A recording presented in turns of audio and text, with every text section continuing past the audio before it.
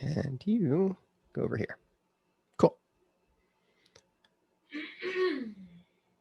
So the lecture this afternoon is called Networking 1, and it's really about how we use the internet and how you need to start thinking about the internet and how it works. So we'll go through this, I guess, relatively quickly. Please go ahead and unmute yourself if you have any questions. I'm actually unable to see chat while I've got this keynote running. So go ahead and unmute yourself. If you do have any questions, I'll try and leave time as well. Okay, so what are we going to talk about firstly? Well, we're talking about the internet first of all. Mostly when I talk about the internet, I'm going to be talking about the web, but pretty much the internet as you know it. From whenever you connect to a device and use one of your web browsers, either by a mobile device or on your computer right now, I'm talking about that thing. I'm going to talk about how we use it in general. I'm going to add some vocabulary that you may already be familiar with called clients and servers. We're going to talk about what's actually necessary to render a web page. What does your browser need to, put all those graphics and the different texts and the different colors and everything else that is necessary to actually make a web page or a web app. We'll talk about DNS slightly. And then we'll talk about different kinds of models that we use. So I'm specifically referencing the OSI model that you guys are probably familiar with from Foundations, as well as the TCP/IP model, which I'll introduce to you guys. We'll talk about different protocols, specifically the TCP protocol and the UDP protocol, the differences between them, just so we have some understanding. And finally, we'll talk a bit about the TCP/IP model. So similar to the OSI model, just a different way about thinking of things. And finally, after I tell you all these things, we'll talk about the security implications about all these things. How does all this work and how does that affect us as security professionals? And what are the things that we need to look out for as we understand how the internet actually works and how it's been built? So let's do a quick story of how we use the internet. So this is you right there at your machine, and you want to use the internet. You open up your browser and you type this into the little URL bar up top, the http://www. And really what you're doing when you type that whole thing in, for this example, we're going to go to www.google.com. Your browser is saying something. It's saying, I want this, please. I want the resource that lives at www.google.com. That the HTTP will serve up. And somewhere at some other place in the world, there live some servers, there live some machines. These happen to be owned by Google because we're going to google.com. And what they do is they say, here you go. Here is the resource for www.google.com. And all of that communication is going to be facilitated by your ISP. So whoever it is, Verizon, Time Warner, whoever it is, that's your ISP. They're facilitating this communication. But again, at the end of the day, what you're doing is going into your browser, telling your browser, I'd like this resource. Your browser somehow finds that resource and it sends it over to you. And then suddenly you have that on your page, probably from a few years ago. I don't think they have that. I'm feeling lucky anymore, but you get the idea, right? So kind of glossing over some things, but let's add some vocabulary to the players inside this now. We have some vocabulary and it's not mind-blowing. You're all familiar with the idea of a client and a server, like just going to a restaurant or something like that. It's the same idea in networking. We have clients and we have servers, and we're going to be using this vocabulary throughout throughout full stack and throughout the rest of your IT and security career. You got to know who's a client, who's a server. So very simply, not going to blow your mind here. Clients make requests. They ask for things. That is all they do. And the browser, in this case, is going to be functioning as our client, right? It gives us the ability to make HTTP requests. Curl is a command line HTTP client, which I'll show you about. It's just a way that I can make HTTP requests right through my command line. Servers are what generate the responses, right? So all they have to do is interpret the request and do something, generate some kind of appropriate response to give back to you. Now, usually when we make these HTTP requests, the responses are going to have everything you need to render a web page in your browser. So all of the instructions that your browser actually needs to build whatever it is website that you're going to. Servers don't always have to follow everything the client asks for, and servers don't always do everything right. You can imagine you go to a restaurant and you order some chicken ramen and the server brings you chicken noodle soup. And it's like, oh, that's not exactly what I wanted, but okay, I kind of see what he was doing there. And you'll kind of understand a lot of hacking is doing that, getting, tricking that server maybe to do something that it wasn't supposed to do. But it's important we kind of understand here, clients make requests, servers make responses. I don't think there's anything super bananas or mind blowing about that, right? We're familiar with those terms already. We're just applying them to networking now. Any questions before I move on? Just give me a thumbs up so I can at least see that you can hear me. Thank you. Cool. I love being able to see you guys. That's great. All right. So let's move on. We know we have clients. We know we have servers. What else do we have? So here's you again at your machine. And you are now, as we said, you're the client and you're asking the server for something. You are making a request to that server. The server generates a response to you. But I didn't tell you everything yet, right? How do we actually render the web page? Sure, I have the instructions for it. What do the instructions for a web page even look like? Let's take a peek.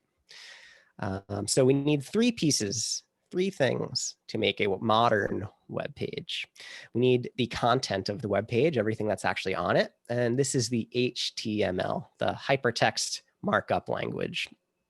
And there's a bit of history to this. I'll show you one of the original HTML documents. I believe 1989 was when this came out, HTML. And all it has is the content and the associated metadata with the content. So let's actually take a look. Boop, boop, boop. So this is, here you go. You guys have seen web pages that have rendered like this.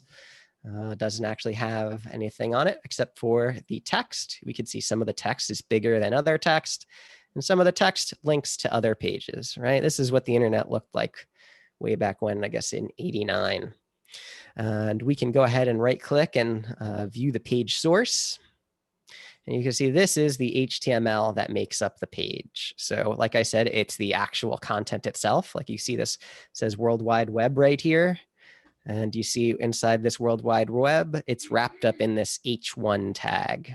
And that's just a tag that says it's a header. So where's that on the actual page? That's this part. That's this really big bold part. You could see in the title, right? The World Wide Web project. It's wrapped up in a title tag. Where's that on this page? That's this part right here. The title, World Wide Web project. So like I said, it's the content itself and all the metadata associated with it. So, right, this is a header. This is a link to something else. This is a paragraph. This is a list of things, sort of like that. Cool. Go back to Keynote. Right, so that's the content of the web page. You could think of it as the bones, right? Next up, we have the CSS, the styling of a web page. Stands for cascading style sheets. I'll be honest, as security folks, this is not the most interesting stuff to us, but it's important we know what it does look like. So this is what actually styles the page. So let me grab a example website. We go here. Right, here we go. We have example.com. I can go ahead and view the page source. And you see here, make this nice and large. Again, we have the HTML. HTML is all wrapped up in this tag, right? It's the actual content and the metadata for the content. If we see here, you could put, this is a style that says text CSS. This is what CSS looks like. And it's really just a bunch of rules for how you want your text or really anything to look, right? Saying, hey, everything that's marked as a body, I want it to have this color. I want it to have no margins and no paddings, and here's the fonts that it's going to be in.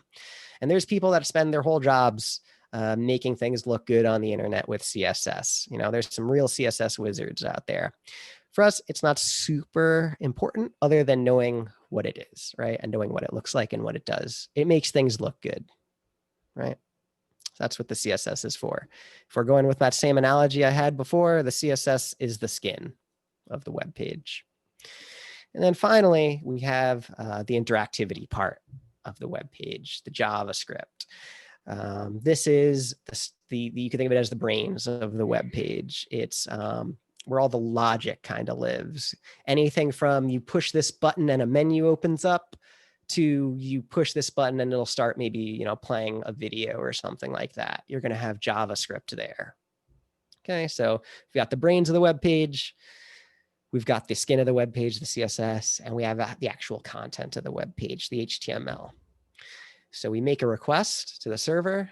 The server sends us back a package with the HTML, the CSS, and the JavaScript. And the browser is then able to interpret all of that and render the beautiful web pages and web apps that we use. Cool. Any questions on these three, this triad of making a web page here?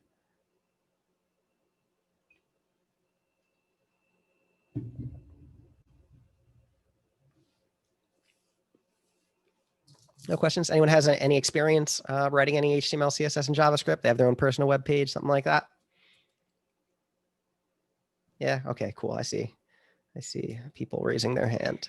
Cool. I don't need you to become experts in HTML, CSS, and JavaScript, but I need you to be able to recognize what each one is, be able to tell me what's their purpose in a web page. And I think that's pretty good for now. Cool. So here are the takeaways we have for the web right now. Basic communication is going to have two parties, right? We have a client that initiates by making a request. Server interprets that request, generates a response to send back. For HTTP, for the web, the important thing you got to know is one request, you only get one response back. Server can't just reach out to me and give me stuff. I have to ask for it, right? That's just the way of HTTP. That's the way we built it. And we have three pieces we need to build a modern web page. You have the HTML, which is the content, and the metadata with the content, right? So saying this is a title, saying this is a paragraph, saying this is a list. You have the CSS, which is the skin, right? Makes it look pretty. What color should things be? Should these borders be rounded? Yada, yada. And then finally, the JavaScript, the interactivity, right? Anything like that. Menus that have to pop open. You know, if you have like kind of fuzzy searching where you're searching for something and it's like, do you mean, you know, any of these things sort of stuff? Anytime where there's, you could imagine some kind of logic happening in the web page, we're talking JavaScript is what's doing that for you in your browser. Hey, Matt? Yes. I have a question in the chat. What does JavaScript look like? What does JavaScript look like? Great. Let's look at JavaScript. Let's go to a page that will have some JavaScript running. New York Times has some. New York Times. Cool. So we go on this page. It's definitely got some stuff loading. I'm trying to think of where it would have stuff loading, actually. I think maybe these things. Let's take a look. So if we view page source, we're going to see a lot of stuff. So here, again, we see the HTML. I know it's HTML because it's got this HTML and it's wrapped up in these tags. What I'm going to look for here, you can have JavaScript. This is JavaScript. JavaScript can either be on a page by itself where it'll just say script and then it'll kind of be a link to another page, or it can be directly inside this document here. Let me just make this a little larger. Oops. So here it's wrapped up in a script tag in this HTML document. And this is what some JavaScript will look like. What's going on here? It's making a variable called override, and it's equal to something that it's doing. I don't expect you to be able to read through this now and be able to understand it, but I do expect you to be able to be like, hey, this is JavaScript, and by the end of this program, I expect you to be like, hey, we're setting some variable, something with a URL. We're searching through params for something. Here's some logic, right? If override, or you're flooring something, blah, blah, blah. So that's what JavaScript looks like. I don't expect you to be able to read it. I don't need you to be able to write it. I just need you to be able to see this is JavaScript, and it's doing logic and programming stuff. That answer your question? Give me a thumbs up or something, whoever you were. Cool. We'll eventually write a little bit of JavaScript. Maybe some malicious things. But for now, just want you to be able to see. All right. We got some usability issues, though. I'm going to lie to you a lot throughout this program, and it's for your own benefit, right? I just can't tell you everything at once. I have to slowly build things up. So again, here's you at your machine. you type in http://www dot because you're going to google.com or something. But here's the problem we have. Computers don't know really about www.google.com. What do computers know about to communicate with each other? Binary ones and O's. Binaries, ones and O's, yes. They need binaries to talk to each other. What IP addresses? Yeah, that's what I'm looking for. IP addresses. So yes, computers really at the end of the day, all they can do, they're ons and off switches. And I guess that this kind of gets to the OSI model of what I'm talking about. But computers need to know IP addresses to be able to talk to each other on a network.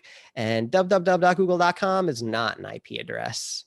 This is like I go into a taxi and I say, take me to Frank's house. Taxi driver doesn't know what Frank's house is. Sure, I know what Frank's house is. Maybe other people around me know what Frank's house is and where it is, but taxi driver doesn't know what Frank's house is. Taxi driver only knows addresses. And when I type into my bar, URL bar, http://www.google.com, right, there's got to be something happening under the scenes to be able to take that URL and convert it into an IP address for me. So we've got this addressing problem here, right? How are we going to send the packages to the right place when everyone's using like these conventional names, right? I can't just go to a taxi and say, take me to Frank's house. You just won't understand. You'll say, give me an actual address. And so that brings us to this DNS. And it's a kind of complicated looking chart, but it's not too complicated as to what's going on. We're going to walk through this pretty slowly from the top left going through. So at the top left and the top right, there's you trying to go to example.com. And that's the server for example.com, right? That's 9 and 10. You see, that's like the last thing we do. Before we can do that, there's a whole bunch of things that have to happen under the hood. So I type in example.com and my browser is like, well, I don't know example.com. We need some help. So we have the DNS system, the domain name system. And what this is going to do is convert domain names to IP addresses for us, right? Super handy, right? Because I do not want to memorize numbers, but I can memorize google.com. That's easy for me to remember. So we're going to go ahead and ask the DNS resolver. DNS resolver is, get this, right? It's another server. So you make a request to the DNS resolver and the DNS resolver is going to give you a response. But in this case, the DNS resolver doesn't know example.com. He's like, well, that's a good question, client, but I don't know example.com. I've got to ask. And so what the DNS resolver is going to do is it's going to make a bunch of iterative queries to these other servers until it finally has the entire answer for example.com. So you see, we have number one is we're asking DNS resolver, hey, do you know example.com? DNS resolver checks its cache, it checks its memory. It says, oh, I'm sorry, I don't have it yet. So it's just holding on to that request, no response yet. So what the DNS resolver is going to do is it's going to ask the root server. The root server is where everything starts, just like the root of your computer, the root of the tree, right? This is the root of DNS here. So we start there to get the root. There are actually 13 root servers on the internet. You can go ahead and Google them. They're around the world in different locations so that if something goes wrong, they will still be available. But this is where we have to start. So we ask for the first part. Where's the root of this name? Root server responds to us. So DNS resolver makes a request to root server. Root server makes the response to DNS server, to DNS resolver. All right, we're not done yet. We only have the root part of example.com. We need the rest of it. So we're going to ask the TLD server. That stands for the top level domain. That's where you have the .com part or the .net part or the .dev part, right? That's that part of the domain name. So again, make another request. That's number 4. TLD server responds with whatever it is, number 5. All right, we're almost there. We just need that final part, which is the example part. So that's where we ask the, I believe it'll be called an authoritative name server. It's not there on this image, but it's that number 6 and number 7 request chain. The DNS resolver, hey, what's the rest of it? And then we get the rest of it, right? That's where you go and buy things. When you go buy a domain name, that's what you're updating over there, right? You're updating that part. And so the DNS resolver now has the entire answer for us. And then that's where the DNS resolver gives us our answer. Okay. Example.com is, 172.17 blah, blah, blah, dot something. And then we can finally make our request to the server. Does anyone have any questions on this? It's kind of complicated, but it's really, you have your question, you ask the DNS resolver. If DNS resolver doesn't know, it has a chain of requests it's going to make until it gets the answer, and then it will give it back to you. What is the final server called? The authoritative what? Yeah, the authoritative name server. I believe that's the term. That's where you go and update when you want to go buy a domain name, right? You could buy one off of, .com or something like that. You could, put yourname.com. You could buy it. That's where it gets updated. I have a question. Yes. So the last server returns the example part and the TLD returns the .com. What does the root server return? Root's where it all starts. So like a dot, pretty much. You'll see it when you query DNS. You'll see a trailing dot at the end. That's pretty much the root. I have Okay. a question. Yes. The DNS resolver, would that be the same thing as the recursive server?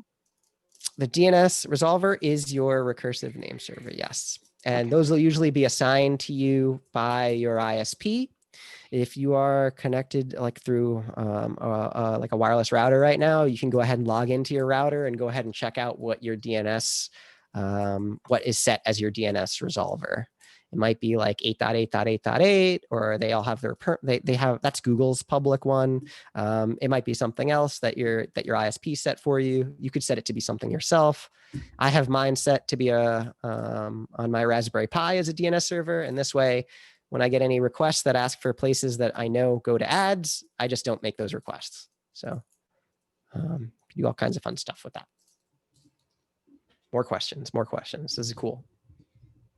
Uncomplicated.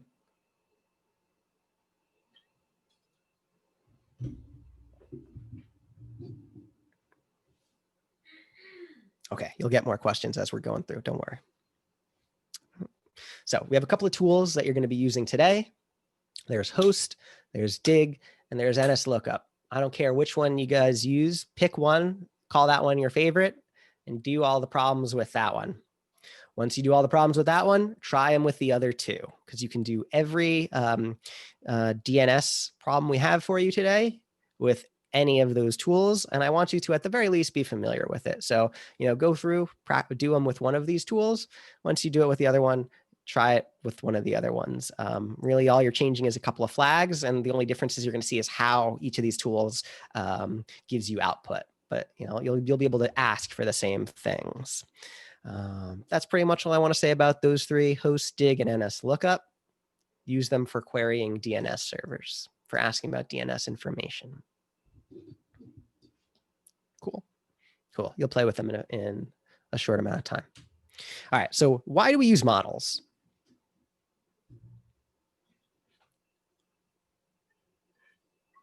And if you can't answer that, what movie is this from?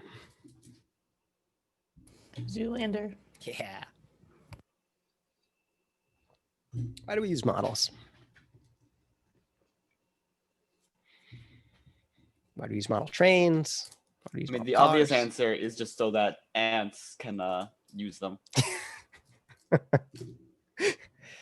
Yeah, this is what is this, protocol for ants? No, we use models. Or at least I use models, because things are way too complicated for me.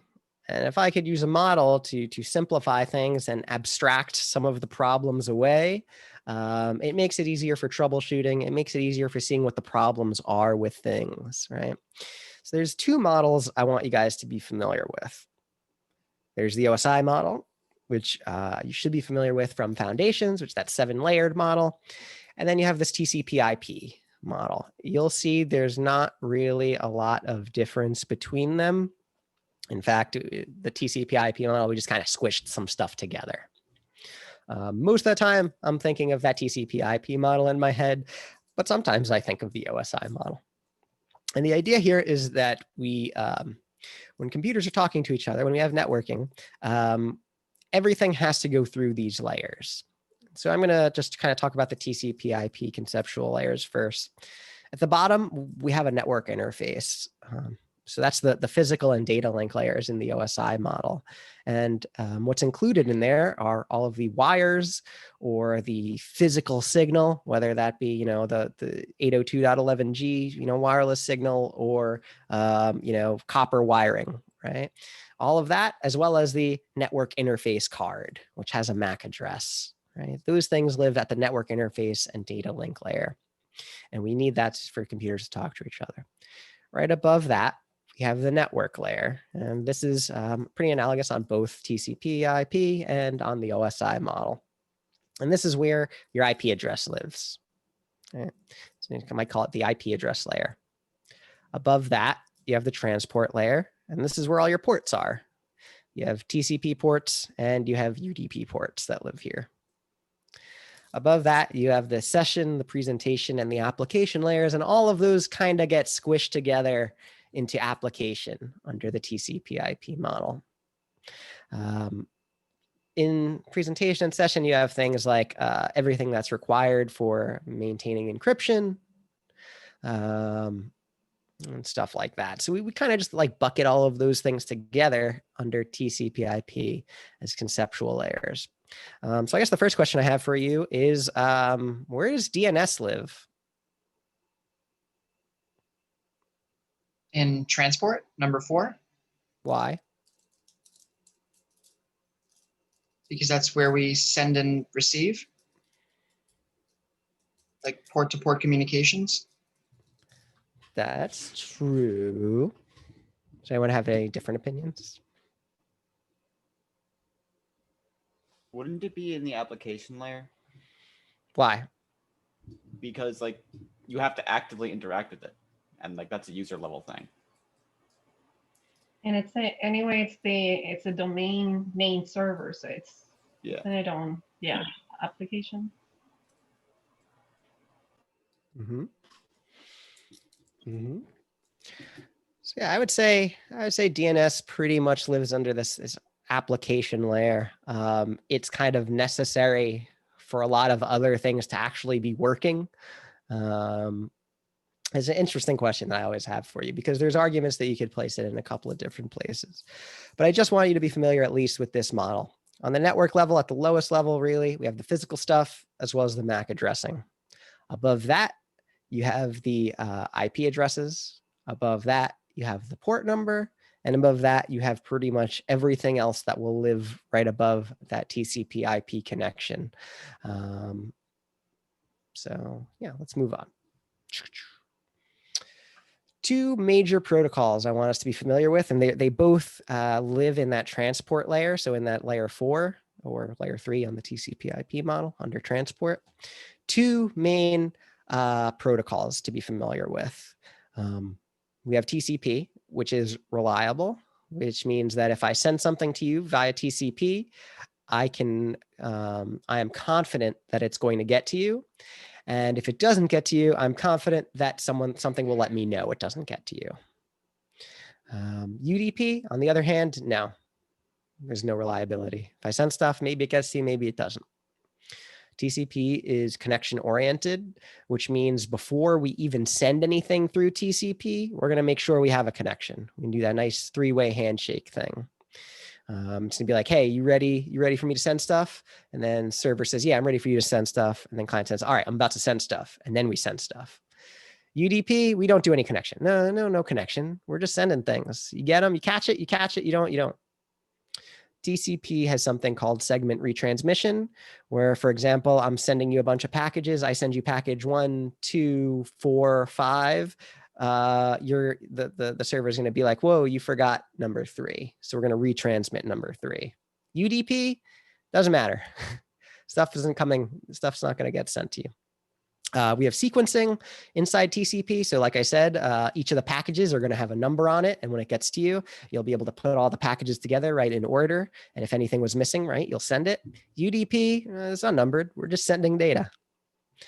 I guess the benefits of TCP or the drawback is that it has a little bit of an overhead, right? We have to do this handshake.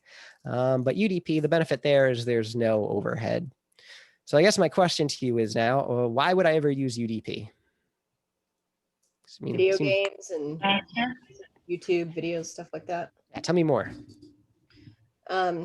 If you are using UDP and you have a video and something gets lost, it wouldn't make sense to go back and retransmit it because it would have already been passed. There'd be like a lag kind of in the video.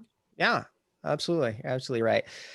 Generally, a lot of streaming services will be using UDP protocol, especially if it's like live video, right? It just doesn't quite make sense. You know, you've all had video calls with people where some frames just get dropped, and, you know, you just move on.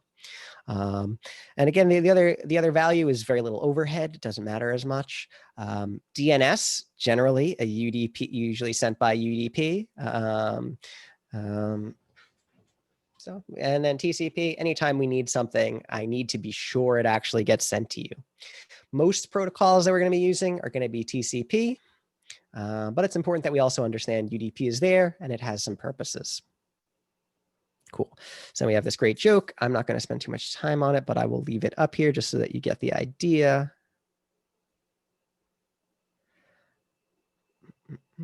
Wait until I see people smile about it.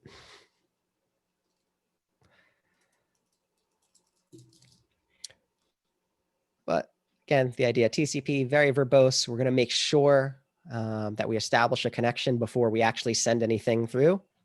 UDP, I'm just sending things over. It's like imagining, you know, opening a water bottle and just like pouring whatever gets into your mouth, and whatever gets in your mouth, whatever, that's it, right? That's all we do with UDP. It's just shooting data at a particular direction and hopefully they're ready to catch it. Cool. So what do all these things kind of look like? What does it look like? What is this term encapsulation that you've probably seen before? So like I said, both TCP and UDP can be sent over IP. So if we go back here under the transport layer, right? They can all be sent over IP, which is the network layer. So what does that look like? If you look at that image at the bottom, you see that EH, IH, TH, and data, all right? You'll see all of that information. So for example, that data there, we're making HTTP requests. I'm asking for the information for a website. All that information, the HTML, the CSS, and the JavaScript, that may live in the data of the package that's going to be sent to me. But now, how is it going to know how to actually get to me? Well, we're going to have to add a source port and a destination port, right? Where are we going to go? Where are we coming from? Right? Wrap that all up. We're going to have to put a source IP address and a destination IP address. Okay, wrap all that up. We're going to put a destination MAC address and a source MAC address. And so you can kind of see how we have these things layered on top of each other. You can kind of think of a package going into another box that has another box that has another box, kind of like one of those Matryoshka dolls or something like that. Right? That's what we're kind of doing. And encapsulated inside everything is the actual data that we want. Right? All of this stuff is happening under the hood so we can actually get that data, the HTML, the CSS, and the JavaScript. And tomorrow or Friday, we're going to use Wireshark, actually take apart some of these packets, and you'll be able to see all of this information that I'm showing you right there. You'll be able to see it just like it is on this OSI model stack. You'll be able to see the MAC addresses, the IPs, the source and destination port numbers, and the actual data that we're sending through under the application. Cool. So, quick run through. There's a tool that we will be using called NC or Netcat. It's a tool for kind of think of it as a Swiss Army knife for maneuvering over TCP IP connections. You can use it to connect using TCP IP and reach out to a server, or you can use it as a listener. So it kind of like will function as a manual server. You can say, hey, I'd like to, on my machine, listen on port 1337 and see if anyone connects to me, and then I could do stuff with it. So just want you to at least be familiar with this one tool we're going to be using called NC. Okay, use it to either reach out to other machines or use it on your own machine to set up listeners that will listen for connections. Questions on NC or questions on encapsulation here? Matt, is that a packet? Is that the encapsulation? Is that called the packet? So it's called something different at each layer. Like I think at the layer 2, it's called an Ethernet frame, and somewhere it's called a packet. You could just call it a packet. That's pretty much. It's fine. Okay. So like, where's the security part actually come like this, right? So your job is really 3 things. There's 3 core things for your job as a security professional, and that is maintaining confidentiality, integrity, and availability of IT systems. Confidentiality, that means that your secrets are secret. Integrity, it means that you can trust the secrets that you have, right? No one tampered with things. And then availability, that people that need to access a resource can actually access the resource. Everything you do for an organization is in service of those 3 things. So, now that we've kind of seen all of these things, things to pay attention to are, right, how is confidentiality affected by any of this, right? What if someone's listening on the wire between a client and a server, right? They can listen for that information. If the data being sent is not encrypted, for example, right? I'll show you either, like I said, either tomorrow or Friday, I forget which day, when you're going to open up Wireshark, you'll be able to look at all of this. You'll be able to see the headers, right, that have the IP, the MAC address, the source and destination ports, but then you can actually look at the data. Some of that data will be encrypted and you can't do anything with it. Some of it won't be.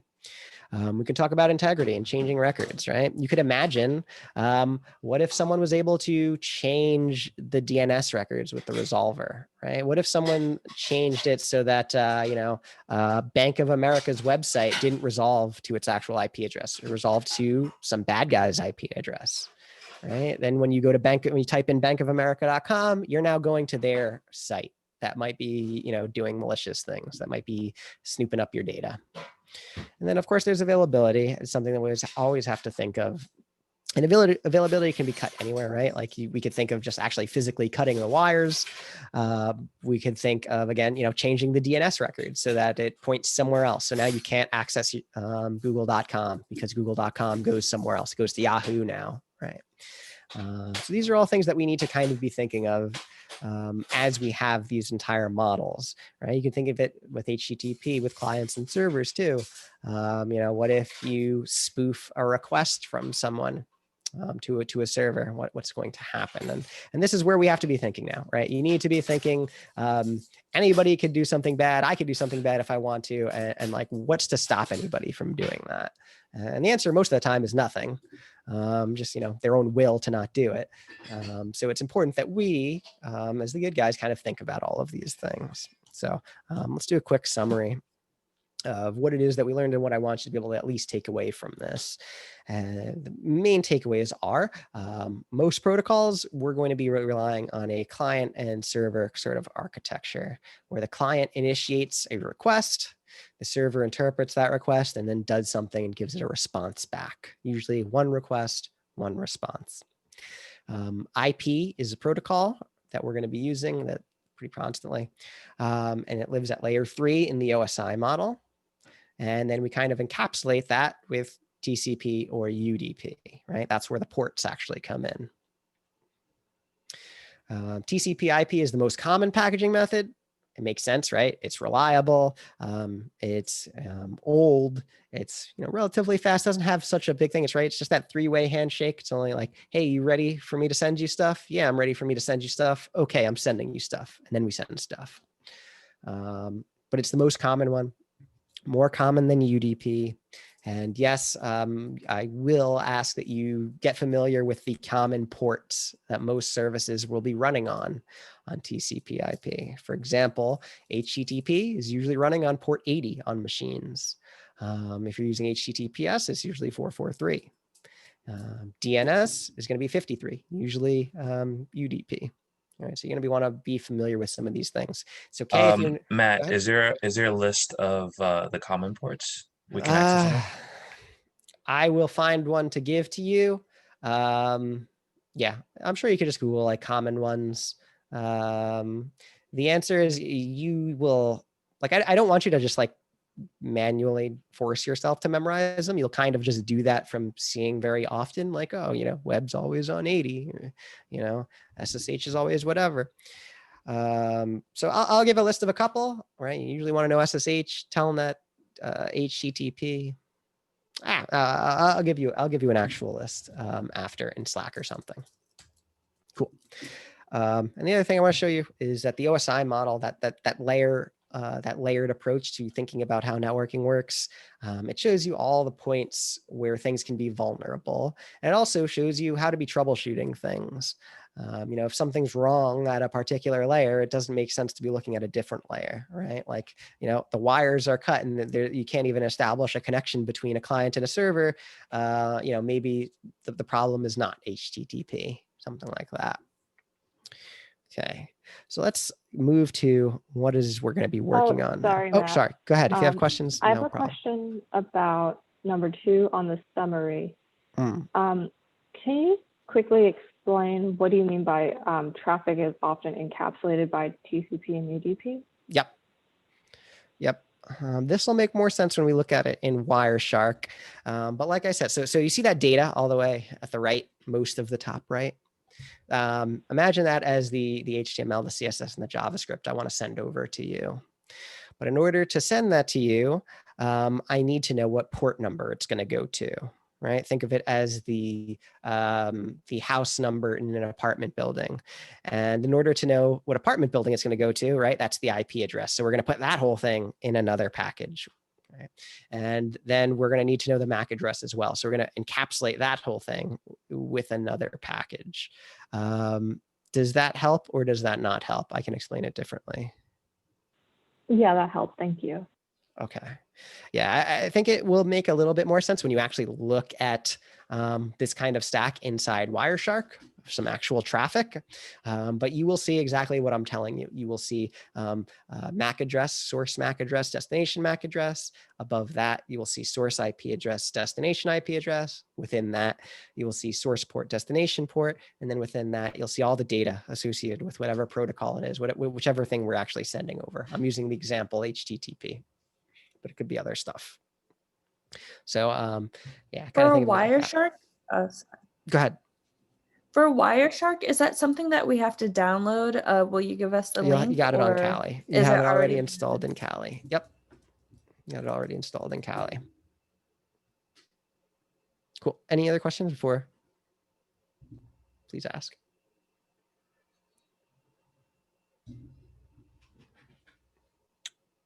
Cool. So let's look at what we're going to be doing then. This is what I want. Yes. So this is your view. You want to go to networking and the internet. All right. That's what we're going to be working on. I'm actually going to open that up. So if you're there right now, it's probably like, come back later. Just give me a moment to actually open it up. We're going to have new pairs for this morning and tomorrow. But let me just show you what we're going to be doing. Can I not click on there? Open up that workshop, please. Log in, please. Let's go ahead and not have that on the screen. Cool. So you probably have seen this pre-work stuff. Great. What you're going to have here is the unlock code for CyberLab. You're going to, and this is the way I recommend that you work. I recommend you have your Kali spun up. Okay, cool. You go down. And I generally do most of the work in my Kali like this. So I'll have, don't need that open. I'll have CyberLab open in one browser. I'll have LearnDot open if I need it.